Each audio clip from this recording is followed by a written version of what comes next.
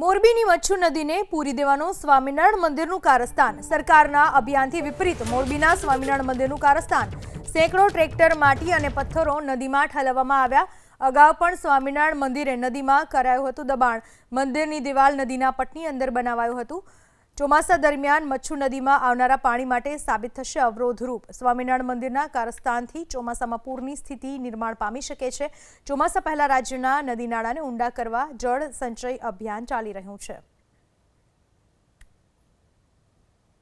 મોરબીનું મચ્છુ નદી સ્થિત નવનિર્મિત સ્વામિનારાયણ મંદિર છે એ ફરી વિવાદમાં આવ્યું છે અને ફરી તેના દ્વારા જે મચ્છુ નદી છે તે બુરવાનો જે પ્રયત્ન છે તે કરવામાં આવી રહ્યો છે। હાલ તમે જે દ્રશ્યો જોઈ શકો છો એ મોરબીના જે મચ્છુ નદીના જે દ્રશ્યો છે, આ જે મચ્છુ નદીનો પટ છે ત્યાં ક્યાંક ને ક્યાંક આ જે વેસ્ટ માલ જે છે એ નાખવામાં આવી રહ્યો છે ને આ જે માલ છે તે સ્વામિનારાયણ મંદિર દ્વારા નાખવામાં આવી રહ્યોનો જે સ્પષ્ટ છે તે દ્રશ્યો સામે આવી રહ્યા છે। કારણ કે સ્વામિનારાયણ મંદિરનું જે અત્યારે હાલમાં નિર્માણ થઈ રહ્યું છે અને ત્યાંથી જે પણ કાંઈ વેસ્ટ માલ નીકળી રહ્યો છે તે મચ્છુ નદીના પટમાં નાખવામાં આવી રહ્યો છે। આના કારણે મોરબીવાસીઓને અને મચ્છુ નદીને બહુ મોટું જે નુકસાન છે તે થવા જઈ રહ્યું છે। મોરબીની આ જે મચ્છુ નદી છે એ મોરબીની મચ્છુ નદીને લોકો માતા કહે છે અને માતાનો જે આ જે પટ બુરવાનો જે પ્રયાસ છે તે થઈ રહ્યો છે।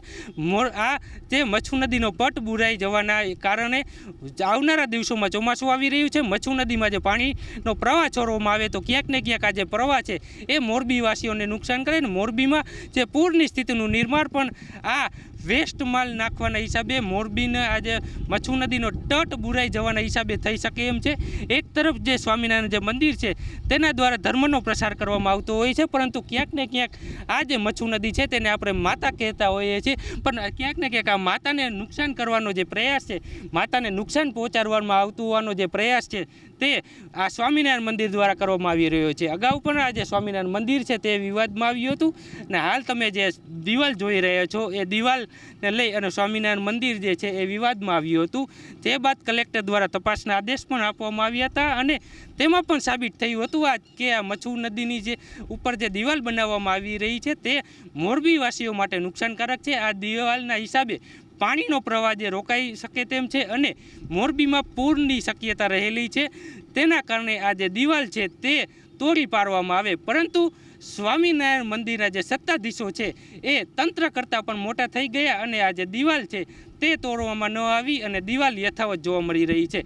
પરંતુ હાલ જે આ જે તટ છે તે બુરવાનો પ્રયત્ન કરવામાં આવી રહ્યો છે, એટલે ક્યાંક ને ક્યાંક તેને કાયદાનો કે કોઈ તંત્રનો ડર ન હોય સ્વામિનારાયણ મંદિરને તેવા જે ઘાટ છે તે સર્જાયો છે અને આ જે મચ્છુ નદીનો જે પટ બુરવાના કારણે મોરબીવાસીઓમાં પૂરનું જે સંકટ છે તે તોરાઈ રહ્યું છે અને જો તંત્ર આના સામે કોઈ કાર્યવાહી નહીં કરે તો આવનારા જે દિવસો છે, આવનારા દિવસોમાં ચોમાસામાંથી જે પાણી જે મચ્છુ નદીમાં છોડવામાં આવશે તેના કારણે આ તટ બુરાઈ જવાના કારણે પાણીમાં જે અવરોધરૂપ બનશે અને આ જે પાણી છે એ મોરબી શહેરમાં ફરી વળશે, જેના કારણે પૂરનું જે સંકટ છે તે મોરબીમાં વાસીઓમાંથી આવશે અને જાનમાલની પણ નુકસાની આ પૂરના કારણે થઈ શકે તેવી શક્યતાઓ રહેતી હોય છે। પરંતુ હવે જોવાનું રહ્યું કે સ્વામિનારાયણ મંદિર દ્વારા જે તટ બુરવાનો જે પ્રયાસ છે તે કરવામાં આવ્યો છે તેના સામે મોરબી વહીવટી તંત્ર કોઈ પગલાં લે છે કે કેમ, કે